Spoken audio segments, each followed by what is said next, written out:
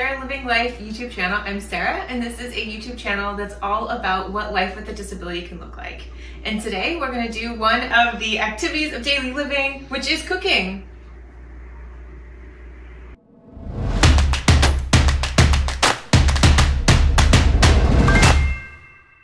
And for today, we are going to make one of my favorite recipes. It's one of 3 recipes that I know and can do, and it is a Cuban grain bowl. And what I like about doing this recipe that I thought would be really cool for this video is that it incorporates lots of different types of cooking skills, and this is just an opportunity to help showcase what my adaptive strategies are. So we will go ahead and get started. So some of the adaptive strategies that I have is whenever I'm trying to do bilateral tasks, so that's tasks that are requiring both sides of my body to come together to complete something. Typically, one hand will be a stabilizing hand or will help kind of hold something, and then the other hand is the articulating hand. So that's the one that's going to be doing the action. So if we think of something like a sweet potato, typically someone may hold a sweet potato in one of their hands and then do the peeler with the other hands. Because of the way that my hand looks and functions, this makes this task really difficult. And I'm not able to hold on entirely to the sweet potato, right? So I'm thinking of what are different ways that I can help support my left hand being able to hold on to the sweet potato while my right hand does the action of the actual peeling. So different strategies that I do is I'll pin the sweet potato against something. So in this case, I'll use the sink, and then I can begin to peel with my right hand. And this works well to a point because the skin of the sweet potato is textured. It provides friction against the sink. It becomes a little trickier when I then rotate and I need to peel the other side of the sweet potato, because then the peeled side is slippery. So it tends to slip and it will often fall into the sink, and this has just become part of my experience of peeling sweet potatoes. Right, so now that the sweet potatoes are peeled, which is so exciting, we'll talk about cutting. Cutting is one of those things that can be a little bit tricky for me. I don't have a ton of really great adaptive strategies, other than I just try to hold on to the object as best as I can with my left hand. Sometimes I'll use a fork, but that also tends to be a little bit like annoying. I don't know, it's like extra stuff. So this is what cutting looks like.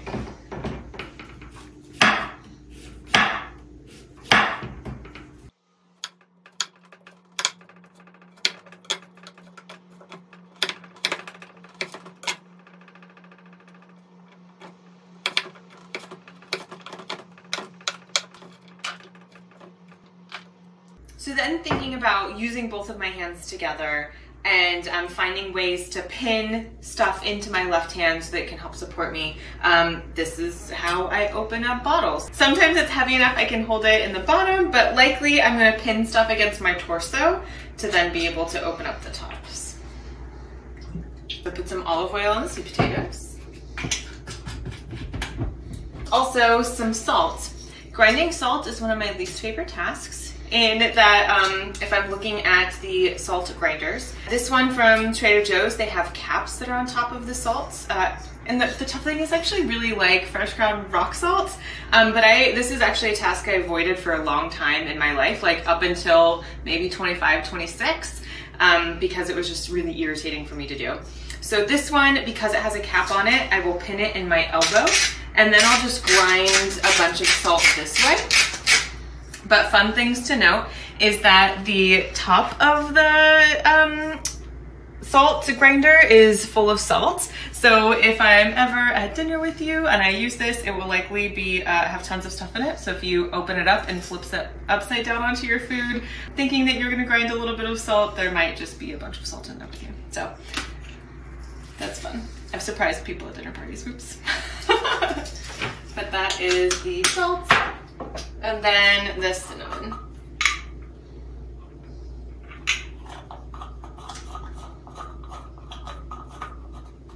Downsides of pinning things against your torso is that sometimes with things like oil or whatever it is, then my shirt gets dirty.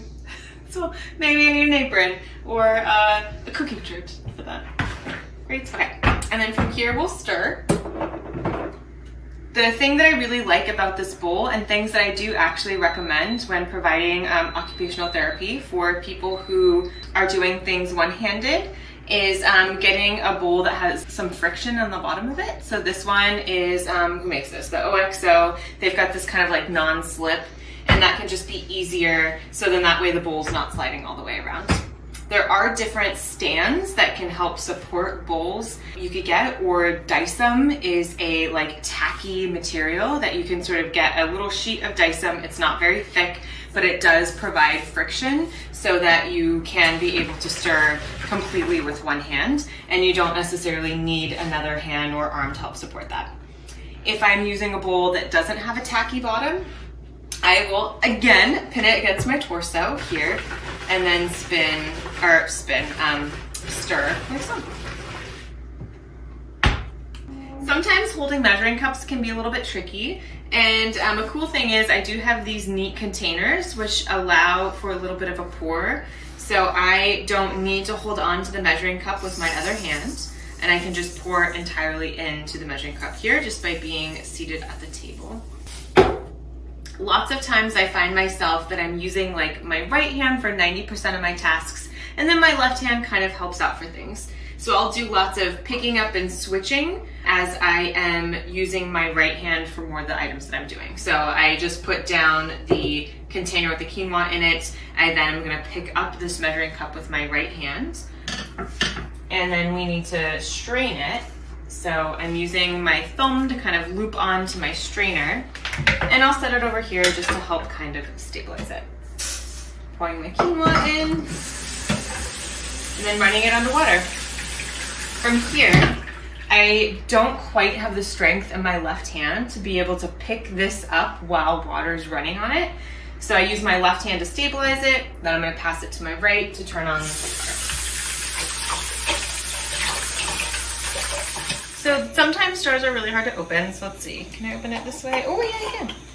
Every once in a while, I'll hold it into my elbow and up to my chest to kind of open it. But there we go. Okay. And this is a bouillon paste that I absolutely love, which is great. We're gonna put this into the quinoa. This is also a cool recipe. It's completely vegan, which is fun. So I did add a protein into it with tofu that is not part of the original recipe, but I will include that in the description box, so definitely check it out. It's a really beautiful meal and I'm super excited for it. And here we come back to cutting. So I'm going to open up my tofu package.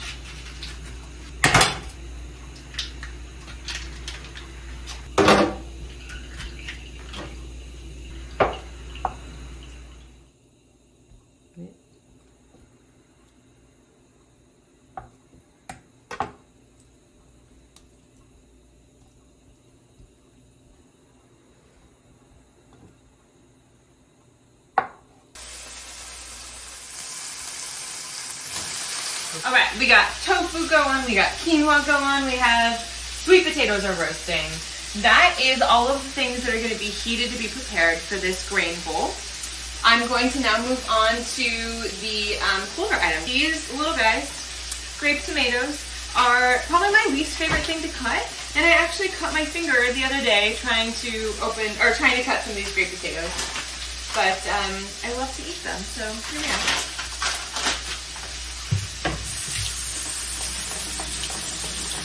They just stink because if I look at holding them, that's about the height, a grape tomato is about the height that I have from my thumb and my little pointer finger on to be able to hold on to it onto a cutting board. So they run away a lot. I've tried a couple of different, like I tried the plate trick where you put them in between a plate and then just try to slide a knife all the way through, but I've been unsuccessful. And then I've tried kind of specialty cutting boards, and it's been a little unsuccessful. So this is just kind of part of the journey. If you have any great ideas on how to cut tomatoes, let me know. I'm always open to that. Other things that I encounter are opening up cans. So we have some Cuban style black beans, And this is a can opener that my mom actually found for me. It's by Chefin, and it is a one-handed can opener, and it doesn't require any batteries, and it does require a little bit of grip strength, but not a ton. And what I like about this is that I can use it with one hand, which is awesome. So there's a little button I push down to release, open the can opener. I put it onto the can, and I can just squeeze. Then to release it, I push that button again to open up, and we have a can opener. I do use sort of standard can openers, but in order for me to use them, I place the handle of the can opener into really the bottom of my rib cage, so really where my sternum is, and my ribs kind of hold it into place. And then from there, I can use I'm squeezing really hard with my left hand, or right hand, to be able to pierce onto the can opener, and then I can turn the dial with my left hand. But that's a lot of body involvement, so this thing is really awesome and I love it. I will put a link to this can opener in the description.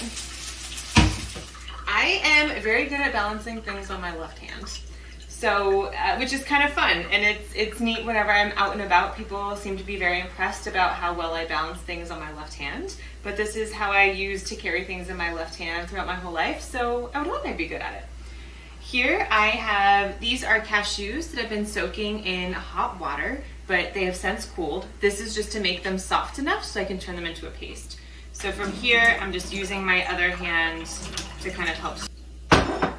This is another one that's hard. The honey is really sticky, so I don't want to put it up close to my body. So I am kind of using my wrist to be able to help stabilize it. It's just not the most effective strategy, but I'm using that with the honey because I know that the sides of the honey jar are sticky, and I don't want that on my shirt.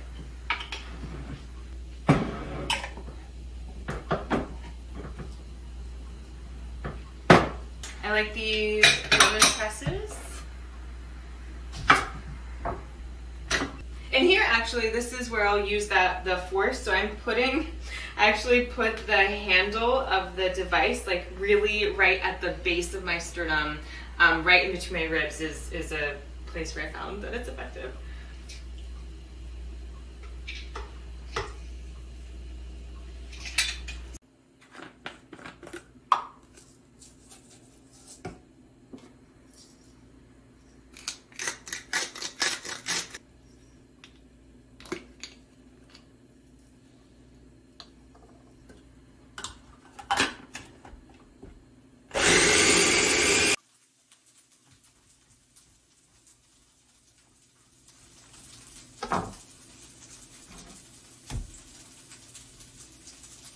That's okay.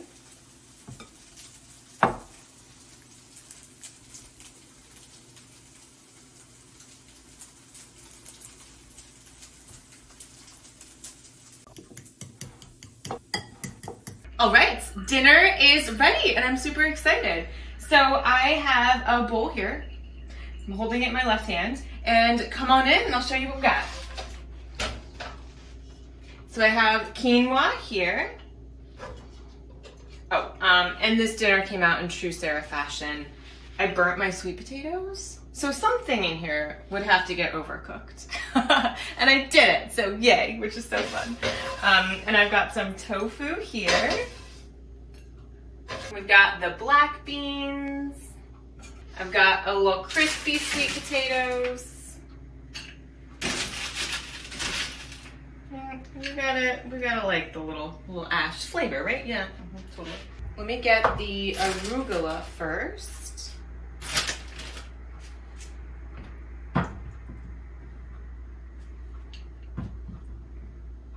Tomatoes, and then I have our avocado spread. So that has avocado, lime, and salt. There, and then I've got the cashew dressing that I'll put here in the middle. We will grab a fork, and then this is our Cuban style grain bowl. And then as a special treat for Eric, who has been filming, so yay Eric behind the scenes, and you met him from our date night on Christmas, which was really fun.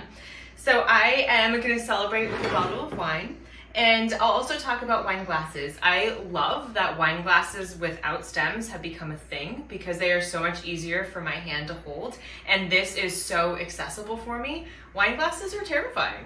And just because they're so top heavy, to then try to hold on to it with my left hand just makes it really unpredictable.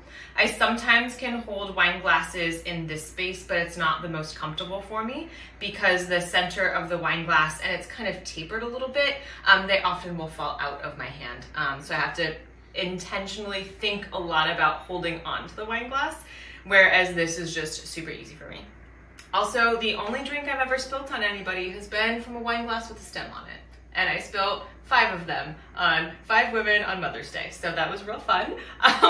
So I just prefer these wine glasses, which is great. And then we'll talk about the wine going into the wine glasses. So I'm going to be using a standard wine opener. I will begin by opening up the little foil bit, and here I'm pushing it against my torso. As we've seen, this is a great adaptive strategy for me.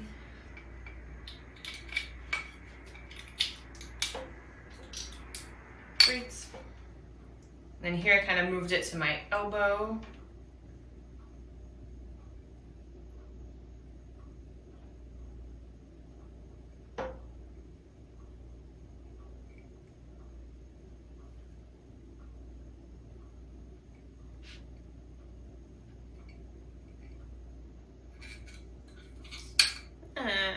Sometimes that happens. Okay, we can fix it.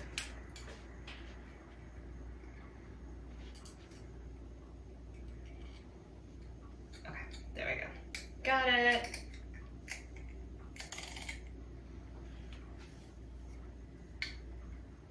And I'm actually putting it on top of my iliac crest on my hip, just because that is a nice stabilizing point for me.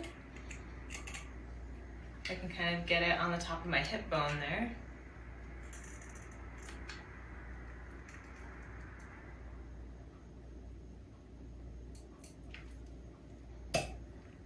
Ta-da! So there we go. Thanks for hanging out with us on Sarah Living Life. We are happy to be here. Let's cheers. Yay. Thank you. And we'll see you next Thursday. So like, share, subscribe. All that. All those things. And we'll see you next time.